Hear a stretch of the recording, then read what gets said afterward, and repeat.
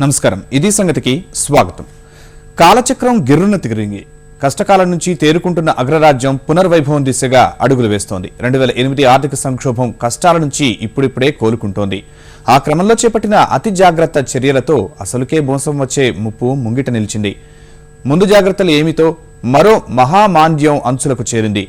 ఆలస్యంగానైనా ప్రమాదాన్ని గుర్తించడంతో దిద్దుబాటు చర్యలు మొదలుపెట్టింది. ఫెడ్ రిజర్వ్ వడ్డీ రేట్ల పెంపు సంకేతాల రూపంలో అందుకు శ్రీకారం చుట్టింది. కానీ మిగిలిన దేశాలకు మాత్రం అదో గండంగా మారింది. డాలర్ భవిష్యత్తు బలోపేతం కానుందన్న అంచనాల మధ్య మిగిలిన కరెన్సీలు సవాల్ ముందు నిలిచాయి. స్టాక్ సూచీలు లేస్తూ పడుతూ ఉన్నాయి. పెట్టుబడుల ఉపసంహరణల ఆందోళనలు పెరుగుతున్నాయి. అసలు ఏంటి కథ? ఎక్కడో అమెరికా ఫెడరల్ రిజర్వ్ వడ్డీ రేట్లకు మిగిలిన దేశాలకు మధ్య ఉన్న సంబంధం ఏంటి?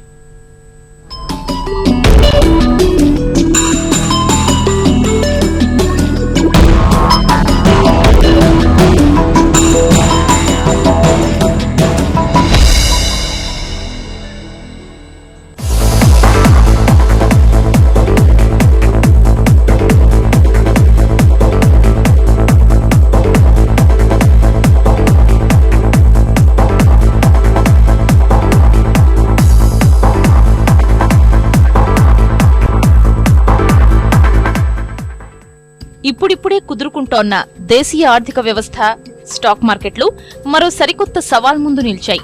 వేచి చూసి ఆచితూచి అడుగులు వేసే రక్షణాత్మక ధోరణి ప్రదర్శించేలా చేసిన ఆ పరిణామాలకు కారణం అమెరికా ఫెడరల్ రిజర్వ్ నిర్ణయమే. దాదాపు దశాబ్ద కాలం స్తబ్దత తర్వాత వడ్డీ రేట్ల పెంపుపై ఫెడరల్ రిజర్వ్ ఇచ్చిన స్పష్టమైన సంకేతాల లాంటివి. ఫలితంగానే పెట్టుబడిదారుల దృష్టిలో చూస్తే ఇటీవల కాలంలో అతిపెద్ద విధానపరమైన సమీక్షగా చెబుతున్న ఫెడ్ రిజర్వ్ తాజా నిర్ణయం అమెరికాయేతర ఆర్థిక విపణులన్నింటినీ ఆత్మరక్షణలో పడేలా చేసింది. ఈ మేరకు జానెట్ ఎల్లెన్ నేతృత్వంలోని ఫెడ్ రిజర్వ్ అంతా వడ్డీ రేట్ల పెంపుదలకు సిద్ధంగా ఉండాలని సంకేతాలు పంపింది. ఫెడరల్ రిజర్వ్ వడ్డీ రేట్లను పెంచితే భారత్ వంటి వర్ధమాన దేశాల నుంచి నిధులు తరలి వెళతాయనే నిపుణుల మాటే ఈ అంకంలో మనల్ని కలవరపెట్టే అంశం. కొద్ది నెలలుగా ఉంది లేదు అంటున్న ఊహాగానాలన్నింటికీ తెరదించిన ఫెడ్ రిజర్వ్ వడ్డీ రేట్లపై బుధవారం స్పష్టమైన ప్రకటనను విడుదల చేసింది. ఇంతకాలం ప్రస్తావించిన సహనం అనే పదాన్ని తొలగించడం ద్వారా రికార్డు స్థాయిలో దిగువన ఉన్న అమెరికా ఫెడ్ రిజర్వ్ వడ్డీ రేట్లు ఇక పెరగనున్నాయనే సందేశాన్ని అందరికీ పంపారు. ఆర్థిక వ్యవస్థ బలోపేతం కావడం, కొలువుల కల్పన మెరుగుపడడం వంటి అంశాలు ఇందుకు తక్షణ కారకాలుగా ఆర్థిక నిపుణులు పేర్కొంటున్నారు. మాంద్యం సమయంలో రుణ విధానాన్ని ప్రోత్సహించడం, దాని ద్వారా వృద్ధి రేటును పుంజుకునేలా చేయడం కోసం అమెరికా ఫెడ్ రిజర్వ్ వడ్డీ రేట్లను కనిష్ట స్థాయికి తగ్గించారు. ఆర్థిక వ్యవస్థ తిరిగి పుంజుకుంటున్న తరుణంలో రేట్లను తిరిగి పెంచడానికి ఇదే సరైన సమయంగా ఎల్లెన్ బృందం భావిస్తున్నట్లు నిపుణులు అభిప్రాయపడుతున్నారు. అయితే ఈ వడ్డీ రేట్ల పెరుగుదల ఎప్పటినుంచో అమల్లోకి తీసుకురానున్నారనేది ఇప్పటి వరకు ఎవ్వరూ స్పష్టంగా చెప్పడం లేదు. ఏప్రిల్, జూన్ మధ్య లేదంటే సెప్టెంబర్లో ఉండవచ్చని అంటున్నా అది ఎప్పుడో, ఎంత మేరకు అని తెలిస్తే తప్ప మిగిలిన విపణులపై ఎలాంటి ప్రభావం చూపుతుందనేది ఖచ్చితంగా చెప్పలేని పరిస్థితి. ప్రభావం తప్పకుండా ఉంటుంది అని మాత్రం వడ్డీ రేట్ల పెంపు ప్రస్తావన వచ్చిన నాటి నుంచి కనిపిస్తూనే ఉంది. 2014 డిసెంబర్ నుంచి ఈ ప్రస్తావన వచ్చిన ప్రతిసారి భారత్ సహా అమెరికాయేతర ఆర్థిక విపణులు ఒడిదుడుకులు ఎదుర్కొంటూనే ఉన్నాయి. తగ్గట్టే బుధవారం ఫెడ్ ప్రకటన నేపథ్యంలో సెన్సెక్స్ 114 పాయింట్లు నష్టపోయింది. ఇందుకు మదుపర్ల లాభాల స్వీకరణ మరో కారణంగా ఉన్నప్పటికీ ఫెడ్ వడ్డీ రేట్ల ప్రకటన ప్రభావమూ ఉందన్నది స్పష్టంగా కనిపించిన అంశం. ఇదే సమయంలో నిఫ్టీ కూడా 37 పాయింట్లు నష్టపోయి 8,700 దిగువకు చేరింది. ఈ పరిస్థితిని ముందే ఊహించిన అంతర్జాతీయ ద్రవ్యనిధి సంస్థ IMF చీఫ్ లాగార్డ్ సైతం అమెరికా ఫెడ్ నిర్ణయ పరిస్థితుల్ని ఎదుర్కొనడానికి భారత్ వంటి వర్ధమాన దేశాలు సిద్ధంగా ఉండాలని హితవు పలికారు. అక్కడ వడ్డీ రేట్లు పెంచితే మదుపర్లు ఇక్కడ భారీగా పెట్టుబడుల ఉపసంహరణకు దిగుతారని, ఫలితంగా మార్కెట్లు తీవ్ర ఒడిదుడుకులకు లోనవుతాయని ఆమె హెచ్చరించారు. 2013 మే మధ్యలో ఫెడరల్ రిజర్వ్ ఉద్దీపనల్ని ఉపసంహరించనుందనే ఆందోళనలతో భారత్తో పాటు ఇతర అభివృద్ధి చెందుతున్న దేశాల మార్కెట్లు కుప్పకూలాయని లగార్డే గుర్తు చేశారు. అప్పట్లో భారతీయ స్టాక్ మార్కెట్ల నుంచే విదేశీ మదుపరులు $19 బిలియన్ మేర పెట్టుబడులను వెనక్కి తీసుకున్నారు. అనంతర పరిణామాల్లో 2013 ఆగస్టు నాటికి డాలర్తో పోల్చితే రూపాయి విలువ 68.85 స్థాయికి పతనమైంది. మన రూపాయి చరిత్రలోనే అది అత్యంత దారుణ పతనంగా నమోదైంది. అమెరికా ఫెడరల్ రిజర్వ్ వడ్డీ రేట్ల ప్రభావానికి మరెన్నో ఉదాహరణలు ఉన్నాయి. వాటిని దృష్టిలో పెట్టుకునే అప్రమత్తంగా ఉండాలని ఆర్థికవేత్తలు సూచిస్తున్నారు. ఇటీవల కూడా కీలక వడ్డీ రేట్లను ఫెడరల్ రిజర్వ్ పెంచుతుందన్న ఊహాగానాల మధ్య స్టాక్ మార్కెట్లు భారీగా నష్టపోయాయి. బాంబే స్టాక్ ఎక్స్చేంజ్ సూచీ సెన్సెక్స్ 1000 పాయింట్ల మేర కుంగింది. వర్ధమాన దేశాలు అప్రమత్తంగా ఉండాలని చెప్పడం వెనుక మరో కారణం కూడా ఉంది. 2009-2012 మధ్య అభివృద్ధి చెందుతున్న దేశాల ఆర్థిక విపణుల్లోకి 4.5 లక్షల కోట్ల డాలర్లు విదేశీ పెట్టుబడుల రూపంలో వస్తే భారతీయ మార్కెట్లలోకి 470 బిలియన్ డాలర్లను ఆకర్షించాయి. అప్పట్లో అంతర్జాతీయంగా నెలకొన్న అనిశ్చితి నేపథ్యంలో కాస్త నమ్మకంగా కనిపించిన భారత్ వైపే మదుపర్లంతా ఆసక్తి చూపించారు. 2014 మేలో కొత్త ప్రభుత్వం రావడం, మోదీ సర్కార్ సంస్కరణల్ని కూడా వేగవంతం చేయడంతో ఈ మధ్య ఆ నమ్మకాలు మరింత పెరుగుతున్నాయి. ఇంతలో ఇలా ఫెడ్ రిజర్వ్ నిర్ణయం రావడం ఇప్పుడు పెద్ద చర్చకే దారితీస్తోంది. ఈ పరిస్థితుల్ని జాగ్రత్తగా గమనిస్తున్న మన రిజర్వ్ బ్యాంక్ ఇప్పటికే ముందు జాగ్రత్తలు ప్రారంభించింది. ఫెడరల్ రిజర్వ్ పాలసీ రేటు పెంపు పరిణామాలు ఎదుర్కొనేందుకు సిద్ధంగా ఉన్నట్లు స్వయంగా ఆర్బీఐ గవర్నర్ రఘురాం రాజన్ ప్రకటించారు. ఇదే విషయమై ఆయన ఆర్థిక మంత్రి అరుణ్ జైట్లీతోనూ సమావేశమయ్యారు. అనంతరం మాట్లాడుతూ భారత్ వద్ద 338 బిలియన్ డాలర్ల మేర విదేశీ మారకపు నిల్వలున్న విషయాన్ని రాజన్ గుర్తు చేశారు. అలాగే చెల్లింపుల లోటు పూర్తి నియంత్రణలో ఉన్న విషయమూ మనకు సానుకూలమనేది ఆయన అభిప్రాయం. పైగా మన ఆర్థిక వ్యవస్థపై పెరిగిన విశ్వాసం కూడా కలిసి వస్తుందని మరికొందరు ఆర్థికవేత్తలు అభిప్రాయపడుతున్నారు. ఫెడ్ రిజర్వ్ వడ్డీ రేట్ల మార్పుతో స్వల్పకాలంలో కొంత అలజడి తలెత్తినా దీర్ఘకాలంలో అది అంతగా ప్రభావం చూపకపోవచ్చని వారు విశ్వాసం వ్యక్తం చేస్తున్నారు. ఓవరాల్ గా మన కంపెనీస్ పెర్ఫార్మెన్స్ బాగుంటుంది కాబట్టి likely to improve because of the investment infrastructure. మన కంపెనీస్ బాగా చేస్తాయి కాబట్టి ఇన్వెస్ట్మెంట్ రావడానికి స్కోప్ ఉన్నదండి. అయితే షార్ట్ రన్లో మట్టుకు కొంచెము అలజడిగా ఉండడానికి అవకాశం ఉన్నదండి మార్కెట్స్లోని. ప్రపంచవ్యాప్తంగా ఆర్థిక సంక్షోభం చెలరేగడంతో అమెరికా ఫెడరల్ రిజర్వ్ 2008 డిసెంబర్ నుంచి వడ్డీ రేట్లను నామమాత్ర స్థాయిలోనే కొనసాగిస్తూ వస్తోంది. 0 నుంచి 0.25% ఉంచుతోంది. దీంతో పాటు మందగించిన ఆర్థిక వ్యవస్థకు జవసత్వాలు సమకూర్చే ప్రయత్నంలో భాగంగా ఉద్దీపనల రూపంలో బిలియన్ల కొద్దీ డాలర్లను వ్యవస్థలకు అందిస్తోంది. కానీ మారిన పరిస్థితులతో ఈ మధ్య ప్యాకేజీల ఉపసంహరణతో పాటు వడ్డీ రేట్ల పెంపు సంకేతాల్ని వేగవంతం చేసింది. దానిలో భాగంగానే 6 ఏళ్ల తరువాత ఫెడరల్ రిజర్వ్ సమీక్షలో మళ్లీ వడ్డీ పెంపు ప్రస్తావనను తీసుకొచ్చింది. ఈ ఫిబ్రవరి నాటికే అమెరికాలో 2,95,000 కొలువులు కల్పించడం, నిరుద్యోగిత 5.7% నుంచి 5.5% తగ్గడం వంటి పరిస్థితులు అందుకు కలిసొచ్చాయి. 1994 తర్వాత అమెరికాలో ఇంత పెద్ద ఎత్తున ఉద్యోగాల కల్పన జరగడం ఇదే తొలిసారి. ప్రస్తుతం 0 నుంచి 0.25% ఉన్న ఫెడ్ వడ్డీ రేట్లను ఈ ఏడాది చివరకు 0.65% పెంచే ప్రయత్నాల్లో ఎల్లెన్ బృందం ఉన్నట్లు సమాచారం. ఒక రకంగా అక్కడి విపణి వర్గాలు ఈ పెంపును ఎప్పటినుంచో కోరుకుంటున్నాయి. అయితే డిసెంబర్ నుంచి ప్రతిపాదనలు ఉన్నప్పటికీ జూన్, సెప్టెంబర్ వరకు వాయిదా వేసుకోవడం వెనక కొన్ని కారణాలున్నాయి. డిసెంబర్ వరకు ఉన్న అంచనాల ప్రకారం అమెరికా ఆర్థిక వ్యవస్థ 3% వృద్ధి రేటును అందుకుంది. కానీ అది ప్రస్తుతం 2.3 నుంచి 2.7% మధ్యకు పడిపోయింది. అందుకే ఈ పరిస్థితుల్ని చక్కదిద్దిన తరువాతే వడ్డీ రేట్ల పెంపుదల నిర్ణయం వెలువరించాలనే ఆలోచనలో ఉన్నట్లు తెలుస్తోంది. ఇక్కడ అమెరికాను కలవరపెడుతున్న మరో సమస్య అంతకంతకు దిగి వస్తున్న ద్రవ్యోల్బణం. ఇలానే కొనసాగితే కొంతకాలానికి అది రుణాత్మక స్థాయికి చేరవచ్చని అక్కడి ఆర్థిక నిపుణులు ఆందోళన వ్యక్తం చేస్తున్నారు. అదే జరిగితే 1930ల్లో ప్రపంచాన్ని కుదిపేసిన మహామాంద్యం తరహా పరిస్థితులు అమెరికా ఎదుర్కోవాల్సి వస్తుందని హెచ్చరిస్తున్నారు. ఇప్పుడు ఈ గ్రోత్ అంతా చూసుకొని ఇక్కడి నుంచి స్టెబిలైజ్ చేసి కొంచెం పెంచాలి. లేకపోతే ఏమవుతుందంటే ఇన్ఫ్లేషన్ బై డిఫ్లేషన్కి వచ్చేస్తుందండి. డిఫ్లేషన్ ఎఫెక్ట్స్ కూడా చాలా దారుణంగా ఉంటాయి. ఇన్ఫ్లేషన్ కంటే డిఫ్లేషన్ ఎఫెక్ట్స్ చాలా దారుణంగా ఉంటాయి. ఇప్పుడు మనం ఫేస్ అయిపోతాం. మనకు కూడా అదే డిఫ్లేషన్ పరిస్థితిలో ఉంది. ఇప్పుడు నెగిటివ్లోకి వెళ్తుంది ఇన్ఫ్లేషన్, దాన్ని డిఫ్లేషన్ అంటారు. ఇప్పుడు ఈ వేస్లో కూడా దాన్ని దృష్టిలో పెట్టుకుని డిఫ్లేషన్ కంట్రోల్ చేయడం కోసం మళ్ళీ వీళ్ళు డెఫినెట్గా చేయాలి. రేట్ ఆఫ్ ఇంట్రెస్ట్ పెంచాలి. నిజానికి వడ్డీ రేట్లకు సంబంధించి జానెట్ ఎల్లెన్ ఫెడరల్ రిజర్వ్ అధినేత్రిగా వచ్చిన ఈ ఏడాది కాలం నుంచి తీవ్ర కసరత్తు చేస్తున్నారు. దానిలో భాగంగా ఇప్పటికైతే స్వల్పంగా పెంచి భవిష్యత్లో వడ్డీ రేట్లను కనీసం 3.75% నుంచి ఆ పైకి తీసుకెళ్లాలని ప్రణాళికగా పెట్టుకున్నట్లు అధికారిక వర్గాల సమాచారం. 2015 చివరకు 0.625%, 2016లో 1.875%, 2017 నాటికి 3.125% పెంచాలని స్పష్టంగా నిర్దేశించుకున్నారని కొందరు ఆర్థికవేత్తలు చెప్తున్నారు. ఫలితంగానే ఇప్పుడు ఆసియా, ఐరోపా మార్కెట్లు సవాల్ ముందు నిలిచాయి. ఎందుకంటే డాలర్ బలోపేతమయ్యే కొద్దీ యూరో, ఇతర వర్ధమాన దేశాల కరెన్సీలు కష్టాలు పడడం సాధారణంగానే చోటు చేసుకునే పరిణామం. అదే సమయంలో డాలర్ మారకం విలువలతో ఇతర కరెన్సీ బలహీనపడి వారికి దిగుమతులు భారంగా మారే ప్రమాదమూ పొంచి ఉంది. అంటే ఈ వడ్డీ రేట్ల పెంపు అనుకున్నట్లు జరిగితే అంతర్జాతీయ పరిణామాలతో ప్రస్తుతం దిగి వస్తున్న చమురు ధరలకు మళ్లీ రెక్కలు వచ్చే అవకాశాలు ఉంటాయన్నమాట. మొత్తంగా చూస్తే ఈ పర్యవసనాల్ని దృష్టిలో పెట్టుకుని వరుసగా రెండో రోజు మన స్టాక్ సూచీలు నేలచూపులు చేశాయి. బుధవారంతో పోలిస్తే 152 పాయింట్లు పతనమయ్యాయి. అంతర్జాతీయంగా అనుకూల పరిస్థితులు ఉన్నప్పటికీ మదుపర్లు ఫెడరల్ రిజర్వ్ వడ్డీ రేట్ల ప్రకటననే పరిగణలోకి తీసుకుంటున్న పరిస్థితులకు ఈ నష్టాలు అద్దం పడుతున్నాయి. చమురు ధరలు పెరగవచ్చన్న అంచనాల్ని నిజం చేస్తూ అంతర్జాతీయ విపణిలో ముడి చమురు బ్యారెల్ ధర 1.20 అమెరికన్ డాలర్లు పెరిగింది.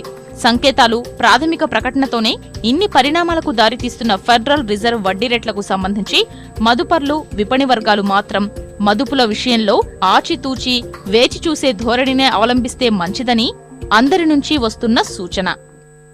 రాజకీయం అంటే అంతిమంగా అధికారం అందుకోవడమే. దానికోసం మన రాజకీయ పార్టీలు ఉన్న అన్ని దారులను పరిశీలిస్తాయి. ఓటు బ్యాంకు రాజకీయాలకు తెరతీస్తాయి.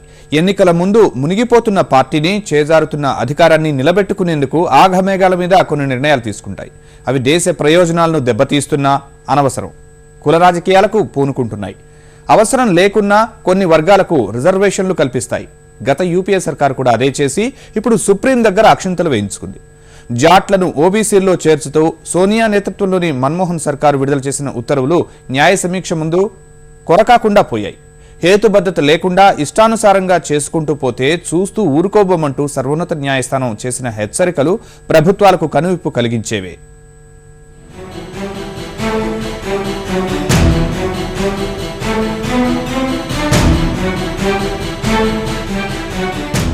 సర్వోన్నత న్యాయస్థానం మరో సంచలన తీర్పు వెలువరించింది. జాట్లను ఓబీసీల జాబితాలో చేర్చుతూ యూపీఏ సర్కారు తీసుకున్న నిర్ణయాన్ని నిర్ద్వందంగా తోసిపుచ్చింది. రిజర్వేషన్ల కల్పనకు కులం ఒక్కటే ప్రాతిపదికగా తీసుకునే ప్రభుత్వాల వైఖరిని నిలదీసింది. వెనుకబడిన వారి సామాజిక, ఆర్థిక, రాజకీయ స్థితిగతులు మెరుగుపరచడానికి తీసుకొచ్చిన రిజర్వేషన్లు ఎన్నికల వేళ ఓట్లు దండుకోవడానికి ఉపకరణాలుగా మారటాన్ని తీవ్రంగా పరిగణించింది. నిరుడు ఎన్నికల నియమావళి అమల్లోకి రావటానికి ఖచ్చితంగా ఒక్కరోజు ముందు జాట్లను ఇతర వెనుకబడిన తరగతుల కేంద్ర జాబితాలోకి తీసుకొస్తూ మన్మోహన్ సర్కార్ ఆగమేఘాల మీద తీసుకున్న నిర్ణయంలో కేవలం రాజకీయ లబ్ధి మాత్రమే ఉందంటూ సుప్రీం మండిపడింది. సరిగ్గా 8 ఏళ్ల క్రితం కేంద్రీయ విశ్వవిద్యాలయాల్లో ఓబీసీ కోటాను ప్రవేశపెట్టిన సమయంలోనూ సుప్రీం తలంటిన విషయాన్ని ఏమాత్రం గుర్తుంచుకోకపోవడం వల్లే మరోమారు భంగపాటు తప్పలేదు.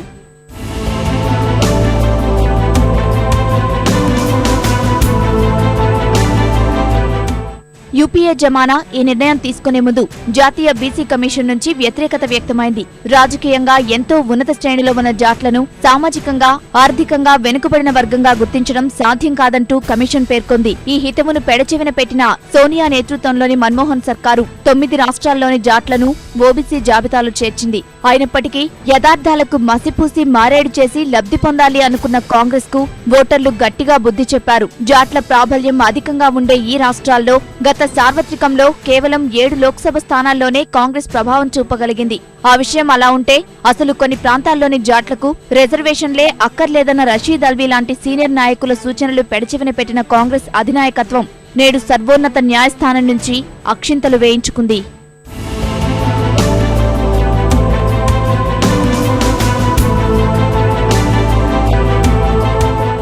యూపీఏ జమానా ఇష్టం వచ్చినట్లు నిర్ణయాలు తీసుకుని ప్రజల మధ్య విద్వేషాలు రెచ్చగొడుతూ అర్హులైన వాళ్లకు నష్టం చేకూర్చేలా వ్యవహరించడాన్ని సర్వోన్నత న్యాయస్థానం తీవ్రంగా తప్పుపట్టింది. గత తప్పిదాల నుంచి పాఠాలు నేర్వకపోవడం పట్ల ఆగ్రహం వ్యక్తం చేసి దశాబ్దాల నాటి లెక్కల ఆధారంగా రిజర్వేషన్లు కట్టబెట్టడాన్ని సహించబోమంటూ హెచ్చరించింది. ఓబీసీ కమిషన్ చేసిన సూచనలు ఎందుకు పరిగణనలోకి తీసుకోలేదంటూ నిలదీసింది. ఓబీసీ జాబితాలోకి కులాలు వచ్చి చేరుతున్నాయే గాని తీసివేతలు ఎందుకు జరగడం లేదంటూ సర్వోన్నత న్యాయస్థానం కేంద్రాన్ని ప్రశ్నించింది. ఓబీసీ రిజర్వేషన్ పరిరక్షణ సమితి దాఖలు చేసిన పిటిషన్ను పరిగణలోకి తీసుకున్న సుప్రీం ఈ వ్యాఖ్యలు చేసింది. सुप्रीम कोर्ट ने जाट आरक्षण के नोटिफिकेशन को रद्द कर दिया है और सुप्रीम कोर्ट ने कैटेगरिकली कहा है कि किसी भी पॉलिटिकल क्लास को on the basis of caste OBC नहीं कहा जा सकता. There has to be a class not the caste which is to be assist as OBC.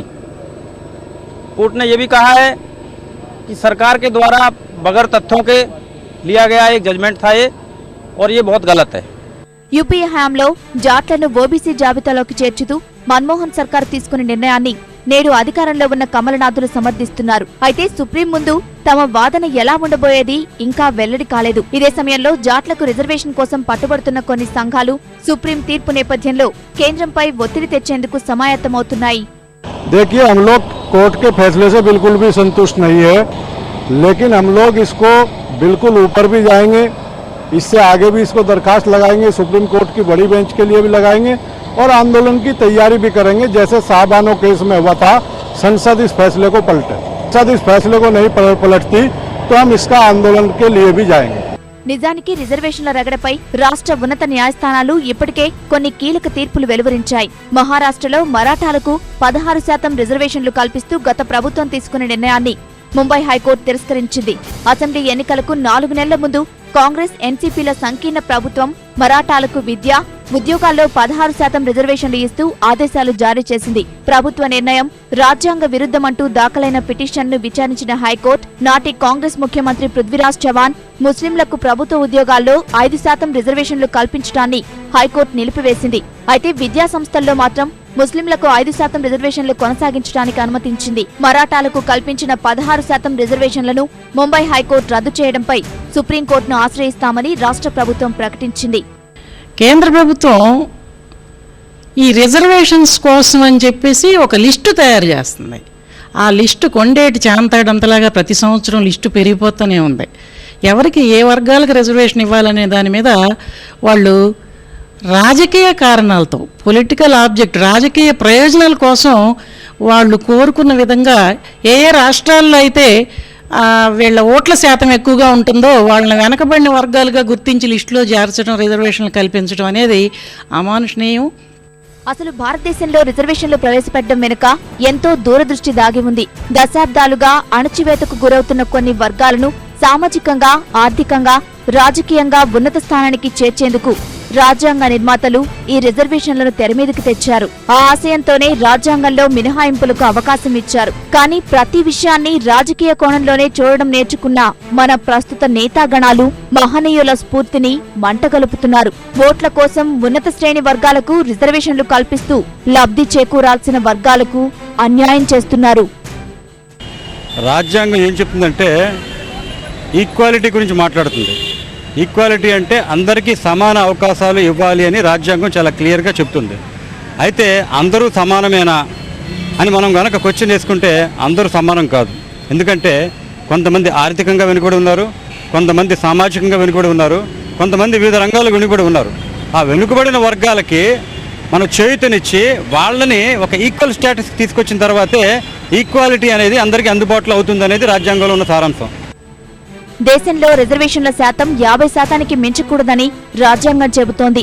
Scheduled కులాలకు 15%, షెడ్యూల్డ్ తెగలకు 7.5%, ఇతర వెనుకబడిన తరగతులకు 27% రిజర్వేషన్లు కల్పించాలి. మొత్తంగా 49.5% రిజర్వేషన్లు కల్పించాలి.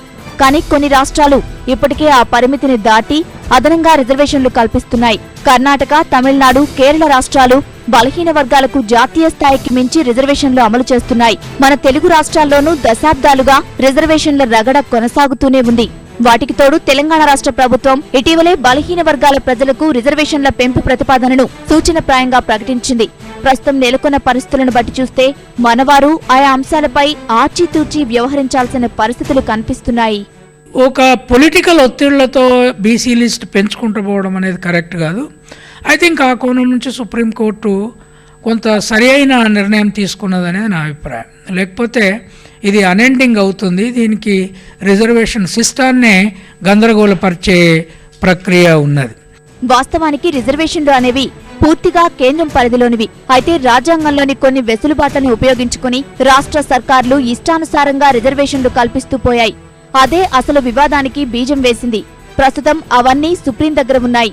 రాజకీయాల్లో బీసీల ప్రాతినిధ్యం పెంచేందుకు కర్ణాటక సర్కారు తీసుకునే నిర్ణయం న్యాయ సమీక్ష ముందు నిలబడలేకపోయింది. Balaji versus state of Mysore కేసులో బలహీన వర్గాలకు 2%, అతి బలహీన వర్గాలకు 20%, షెడ్యూల్డ్ కులం తరగతుల వారికి 20% సీట్లను రిజర్వ్ చేసింది. మొత్తం రిజర్వేషన్ 6%గా పెరిగిపోయింది. కర్ణాటక సర్కారు నిర్ణయాన్ని సవాల్ చేస్తూ సుప్రీంలో వ్యాజ్యం దాఖలైంది. స్పందించిన సుప్రీం రాష్ట్ర ప్రభుత్వం తీసుకునే నిర్ణయం నిలుపుదల చేయాలంటూ పేర్కొంటూ రిజర్వేషన్లో 50%కి మించకుండా అమలు చేసుకోవచ్చని చెప్పింది. వివిధ కులాల ప్రజల ఓట్లను ఆకర్షించడానికి, వాళ్లకు ఏదో మేలు చేసినట్టు నటించి వాళ్ళ ఓట్ల బ్యాంకుని కొల్లగొట్టడానికి పార్టీలు ఆడుతున్నటువంటి నాటకం ఇది. దీనికి ఒక శాస్త్రీయత కానీ హేతుబద్ధత కానీ లేదు.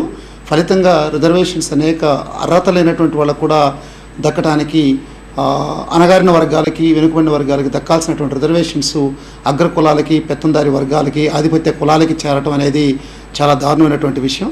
కేరళ విషయంలో భిన్నమైన నిర్ణయం వెలువడింది. NM Thomas versus state of Kerala కేసులో ఆ రాష్ట్ర ప్రభుత్వం ఎస్సీ ఎస్టీలకు డిపార్ట్మెంట్లో పరీక్షల ద్వారా ప్రమోషన్లు ఇచ్చేందుకు ఒక జీవోను విడుదల చేసింది. దీనికి 2 సంవత్సరాల కాలపరిమితి విధించింది. దీనిపై పిటిషనర్ సుప్రీంకోర్టును ఆశ్రయించగా సుప్రీం కేరళ సర్కార్ నిర్ణయాన్ని సమర్థించింది. పదోన్నతుల్లో రిజర్వేషన్లు ప్రవేశపెడుతూ ఉత్తరప్రదేశ్ సర్కార్ తీసుకునే నిర్ణయాన్ని రాజ్యాంగబద్ధమైనది కానిదిగా అలహాబాద్ కోర్టు అభివర్ణించింది. దీనిపై సుప్రీంకి వెళ్లినా అక్కడ కూడా యూపీ సర్కారుకి చుక్కెదురైంది. ఇలా రాజకీయ ప్రయోజనాలు కాంక్షించి చివరకు సుప్రీం దగ్గర చివాట్లు తినడం మన రాజకీయ నాయకులకు పరిపాటిగా మారింది. రిజర్వేషన్ ఆధారంగానే అధికారం కోసం చేస్తున్నటువంటి ప్రక్రియ తప్ప అగ్రవర్ణాల్లో కూడా తప్పకుండా చాలా పేదరికంలో మగ్గుతున్నటువంటి కుటుంబాలు ఉన్నాయి. కులాల్లో వెనుకబడినటువంటి వర్గాలు ఏ విధంగా ఉంది, ఆర్థికపరమైనటువంటి వెసులుబాటు ఎట్లా ఉంది, ఆ గణాంకాలు తీస్తే తప్పకుండా భవిష్యత్ కాలానికైనా ఉపయోగపడుతుంది. బాబాసాహెబ్ అంబేద్కర్ భావించినట్టు అధికరణం 16(4) ద్వారా సమాజంలో సామాజికంగా, విద్యాపరంగా వెనుకబడిన వర్గాలను అభివృద్ధి పరిచేందుకు రాష్ట్రాలకు ప్రత్యేక చట్టాలు చేసుకునే వెసులుబాట్లు రాజ్యాంగం దఖలుపరిచింది. దీన్ని ఆసరాగా చేసుకుని కర్ణాటక, తమిళనాడు, కేరళ రాష్ట్రాలు అక్కడి బీసీల జనాభాకు అనుగుణంగా రిజర్వేషన్ శాతాన్ని పెంచుతూ చట్టాలు చేసుకున్నాయి. తెలుగు రాష్ట్రాలు ప్రస్తుతం రిజర్వేషన్ల విషయంలో కొంత దూకుడుగా వ్యవహరిస్తున్నాయి. మన అవసరాల రీత్యా వాటిని సమర్థించుకున్నా ఇక్కడ ఏ వర్గానికి అన్యాయం జరగకుండా సుప్రీం సూచనల్ని దృష్టిలో పెట్టుకుని ముందుకెళ్లాలి. అప్పుడే అందరికీ సమాన అవకాశాలు లభిస్తాయి. మరిన్ని విభిన్న అంశాలతో మరో ఇది సంగతిలో కలుసుకుందాం. నమస్కారం.